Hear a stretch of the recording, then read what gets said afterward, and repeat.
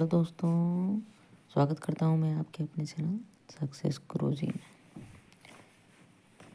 चलिए, आप लोग अपने प्रश्न के सही सही उत्तर जानने के लिए आए हैं और परीक्षा की आगामी तैयारी करने के लिए भी आए हैं, तो आप सही जगह हैं।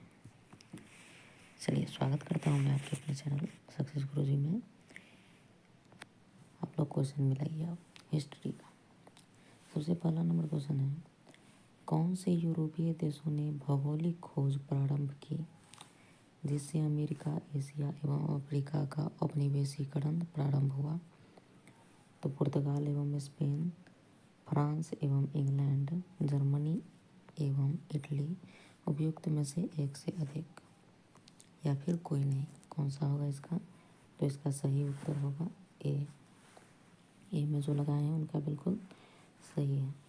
दूसरा नंबर क्वेश्चन हम लोग जाते हैं, प्रारंभिक भौगोलिक खोजों का परंपरागत मत क्या है? तो परंपरागत मत क्या है? इसका डी नंबर आंसर सही होगा। सारा का सारा आर्थिक कारण, नए क्षेत्र की खोज और ईसाई धर्म का प्रचार, तीनों इसका उत्तर सही होगा, याद कर लीजिए। अगला क्वेश्चन है, वेस्टर्न टी पार्टी की घटना कब हुई थी? वेस्टर्न टी पार्टी की घटना हुई थी 1773 ईस्वी को। 1773 ईस्वी को वेस्टर्न टी पार्टी की घटना हुई थी। चौथा नंबर सवाल पे चलते हैं, अमेरिकी स्वतंत्रता की घोषणा किसने लिखी? अमेरिकी स्वतंत्रता की घोषणा किसने लिखी? तो चौथा नंबर सवाल का आंसर हो जाएगा ए, थॉमस जेफरसन। थॉमस जेफरसन पे हम लोग टिक लगाते हैं, थॉमस जेफरसन। थॉमस जेफरसन इसका राइट आंसर होगा। अगला क्वेश्चन पे हम लोग चलते हैं, फ्रांस की क्रांति से संबंधित बुद्धिजीवी थे। फ्रांस की क्रांति से संबंधित बुद्धिजीवी कौन थे? डी नंबर आंसर होगा रूसो, मोंटेस्क्यू और वोलेंटियर, तीनों इसका उत्तर सही होगा। छठा नंबर क्वेश्चन पे चलते हैं। क्वेश्चन है, ग्रेट डिप्रेशन डैश का काल था? किसका काल था? ग्रेट डिप्रेशन काल था आर्थिक समस्या का। आर्थिक समस्या का ये काल था।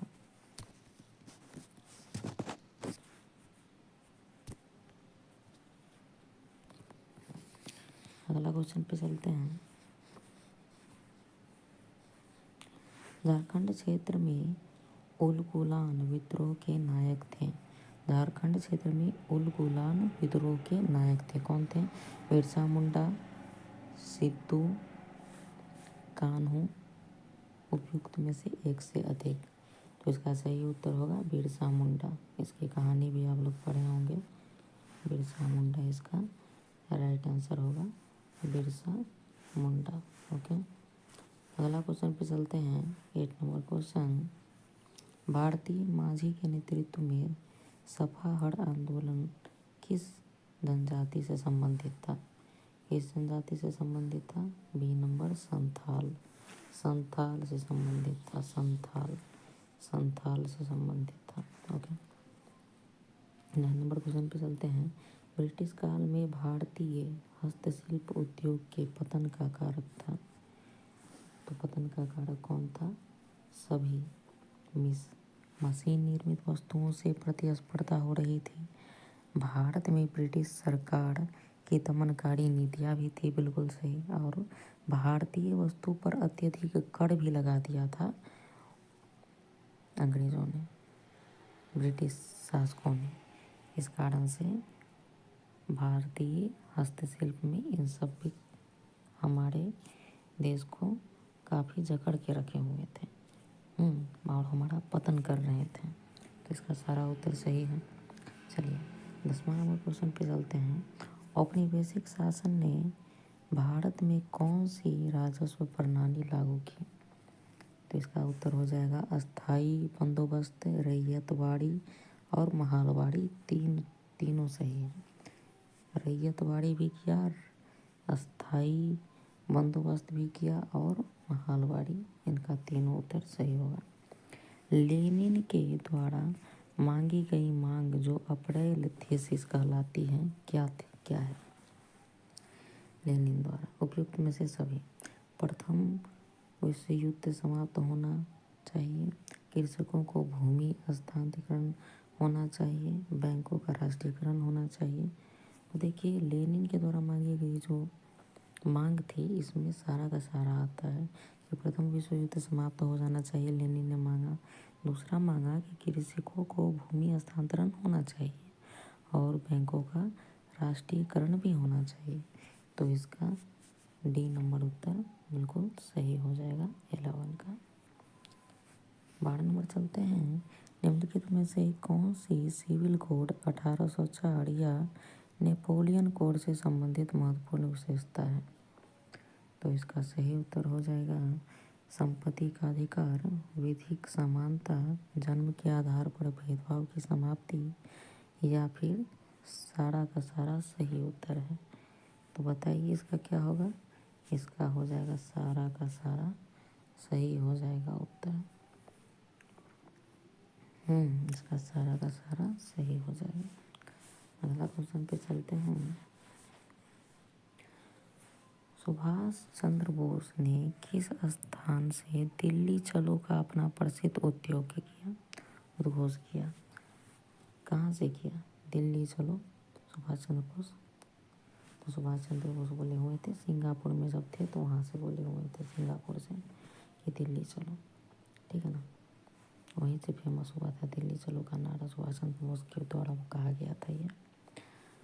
14 नंबर क्वेश्चन है, किस कांग्रेस सत्र में असहयोग आंदोलन का संकल्प लिया गया? तो असहयोग आंदोलन का किसके द्वारा लिया गया था? नागपुर सत्र के द्वारा। नागपुर सत्र के द्वारा इसका सही उत्तर हो जाएगा। 15 नंबर क्वेश्चन चलते हैं कि भारतीय राष्ट्रीय कांग्रेस के किस सत्र की महात्मा गांधी ने अध्यक्षता की थी? महात्मा गांधी ने भारतीय राष्ट्रीय कांग्रेस के किस सत्र की अध्यक्षता की हुई थी? बताइए इसका उत्तर हो जाएगा बेलगांव 1924। बेलगांव 1924 बी नंबर उत्तर इसका बिल्कुल सही उत्तर है। 16 नंबर चलते हैं। गांधी की प्रसिद्ध दांडी यात्रा को कौन सा आंदोलन कहा जाता है? गांधी जी की जो दांडी यात्रा है उसको कौन सा आंदोलन कहते हैं? तो हम लोग सभी जानते हैं कि दांडी यात्रा मतलब नमक सत्याग्रह आंदोलन। पैदल ही डंडा उठाएं और गांधी जी चल पड़े नमक सत्याग्रह करने। भाई ये बात तो है कि बहुत बड़ा योगदान था गांधी जी का हमारे देश में। अगला क्वेश्चन है, 1857 की क्रांति में किसने जगदीशपुर में विद्रोह का नेतृत्व किया? तो जगदीशपुर में कौन किया हुआ था भाई? तो कुंवर सिंह ने किया था। कुंवर सिंह ने 1857 की क्रांति में जगदीशपुर में विद्रोह किया हुआ था कुंवर सिंह ने। किसने फॉरवर्ड ब्लॉक की स्थापना की थी? फॉरवर्ड ब्लॉक की स्थापना किसने की हुई थी भाई? तो सुभाष चंद्र बोस ने की हुई थी। याद रखिएगा कि फॉरवर्ड ब्लॉक की स्थापना सुभाष चंद्र बोस ने की हुई थी। 19 नंबर क्वेश्चन है, किसने वाक्यांश स्वराज हमारा जन्मसिद्ध अधिकार है की रचना की हुई थी? बताइए स्वराज हमारा जन्मसिद्ध अधिकार है कौन कहा हुआ था? तो बाल गंगाधर तिलक। जानते ही होंगे बाल गंगाधर तिलक को। कौन थे बाल गंगाधर तिलक? कमेंट करिएगा सभी कोई, बाल गंगाधर तिलक कौन थे सो।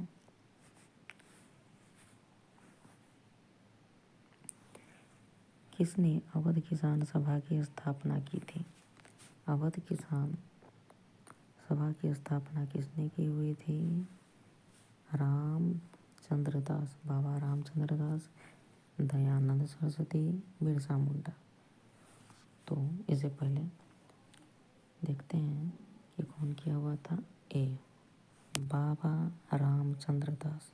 बाबा रामचंद्र दास जो थे वो अवध किसान सभा की स्थापना की हुई थी। अगला क्वेश्चन पे चलते हैं 21 नंबर। आनंद मठ की रचना किसने की थी? तो भाई आनंद मठ की रचना किसने की हुई थी बताइए। आनंद मठ की स्थापना की हुई थी बंकिम चंद्र चट्टोपाध्याय। सी नंबर उत्तर इसका सही होगा। 22 नंबर पे चलते हैं। 22 नंबर क्वेश्चन है भारतीय उपमहाद्वीप के उत्तर पश्चिम क्षेत्र में सविनय अवज्ञा आंदोलन का नायक कौन था। तो भाई उत्तर पश्चिम क्षेत्र में भारत में सविनय अवज्ञा आंदोलन का नायक कौन था। नायक हूँ मैं, खल नायक हूँ मैं, सॉरी गलती हो गया, गाना मुझे अच्छा से याद नहीं। Okay sorry. लिखा है कि भारतीय उपमहाद्वीप के उत्तर पश्चिम क्षेत्र में सविनय अवज्ञा आंदोलन का नायक कौन था। तो कौन था भाई, इसका सही उत्तर हो जाएगा अब्दुल गफ्फार खान। अब्दुल गफ्फार खान। अगला उत्तर पे चलते हैं। कौन सा स्थान खाजा नामक मिष्ठान के लिए प्रसिद्ध है। तो खाजा नामक मिष्ठान के लिए कौन सा सही है। तो इसका उत्तर होगा ए सिलाव। सिलाव उत्तर इसका बिल्कुल करेक्ट है कि खाजा नामक मिष्ठान से सिलाव प्रसिद्ध है। याद रखिएगा इस बात को। अगला क्वेश्चन पे चलते हैं। भागलपुर क्षेत्र प्रसिद्ध है। तो भागलपुर किसके लिए प्रसिद्ध है, बहुत कोई जानते होंगे। भागलपुर किसके लिए प्रसिद्ध है, देखिए तो कपड़ा के लिए प्रसिद्ध है। तो कौन सा कपड़ा, तो कॉटन और सिल्क कपड़ा। देखिए आठवां क्लास का चैप्टर में पूरा एक भरा हुआ है एक चैप्टर, इसमें पूरा कपड़े के बारे में ही दिया हुआ है। हिस्ट्री में पढ़िएगा, हिस्ट्री का नहीं सॉरी, ये ज्योग्राफी में पूरा लिखा हुआ है इसमें। चलिए अगला क्वेश्चन चलते हैं। निम्नलिखित में से कौन सा युग्म सही है, बताइए। लीची मुजफ्फरपुर में ज़्यादा होता है। हाँ भाई सही है, बिल्कुल सही, वो बहुत ज़्यादा होता है। अगला है केला वैशाली में, बिल्कुल वैशाली में केला की उपलब्धता बहुत ही ज़्यादा है। और मखाना तो भाई दरभंगा और मधुबनी यहाँ पे तो फेमस है। दरभंगा मधुबनी मखान के लिए ही फेमस है। तो सारा का सारा इसका सही उत्तर हो जाएगा। मैं भी मधुबनी ज़िला से हूँ। आप लोग सभी कमेंट करिएगा कि आप किस किस ज़िले से हैं। अगला क्वेश्चन पे चलते हैं। कहाँ पर सर्वप्रथम छपाई तकनीक का विकास हुआ। तो छपाई तकनीक कहाँ हुआ विकास, छपाई तकनीक सबसे विकास हुआ चीन में। ये भी ज्योग्राफी में दिया है 7th क्लास में। अगला पे चलते हैं। 1917 में कलकत्ता में प्रथम भारतीय जूट मिल की स्थापना किसने की हुई थी। 1917 में कलकत्ता में प्रथम भारतीय जूट मिल की स्थापना किसने की थी, किसने की थी, सेठ हुकुम चंद्र ने। कौन, सेठ हुकुम चंद्र ने भारतीय जूट मिल की स्थापना की हुई थी। होम चार्जेज क्या है, होम चार्जेज क्या है, होम चार्जेज क्या है, भारत के बाह्य ऋण पर दिए जाने वाले ब्याज, ब्रिटिश अधिकारियों का व्यक्तिगत संपत्ति प्रेषण, ब्रिटिश अधिकारियों का पेंशन, उपयुक्त में से एक से अधिक। तो इसका सही उत्तर होगा उपयुक्त में से एक से अधिक। तीनों के तीनों उत्तर इनका सही दिया हुआ है। 28 नंबर का डी होगा, बिल्कुल डी नंबर सही है।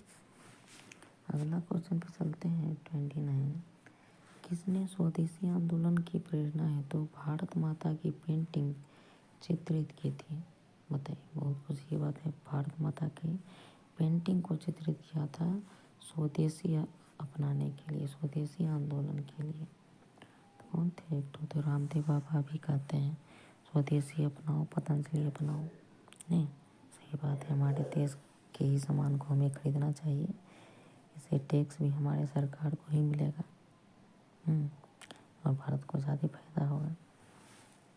चलिए तो इसका हो जाएगा अरविंद नाथ टैगोर, ये बात कहे थे, बताइए। बहुत अच्छा बात कहे थे, अरविंद नाथ टैगोर कहे हुए थे कि स्वदेशी आंदोलन किए हुए थे और ये भारत माता के पेंटिंग बना करके ये दर्शाए हुए थे। अगला क्वेश्चन है, किसने यंग इटली नामक गुप्त संस्था की स्थापना की थी? यंग इटली नामक की कौन की हुई थी? मेजनी किए हुए थे। देखते हैं 10वां में ये चैप्टर है ना, मेजनी ने यंग इंडिया यंग इटली की स्थापना की हुई थी, है ना, 10वां में दिया हुआ है चैप्टर। अगला है, 1920 ईस्वी के असहयोग आंदोलन के दौरान कांग्रेस के विधान परिषद के बहिष्कार के सिद्धांत का कौन सा प्रबल विद्रोह था? कौन सा प्रबल विद्रोह था? इसका हो जाएगा चित्तरंजन दास। चित्तरंजन दास जो थे 1920 के असहयोग आंदोलन के दौरान कांग्रेस के विधान परिषद में बहिष्कार के सिद्धांत पर प्रबल विरोध अपनाए हुए थे चित्तरंजन दास ने। अगला है 32 नंबर, यह किसने कहा कि क्रांतिकारियों का उद्देश्य आतंकवाद नहीं अपितु क्रांति और क्रांति का उद्देश्य भारत में राष्ट्रीय सरकार की स्थापना है? किसने इस बात को कहा था? एक बार फिर सुनिए क्वेश्चन को।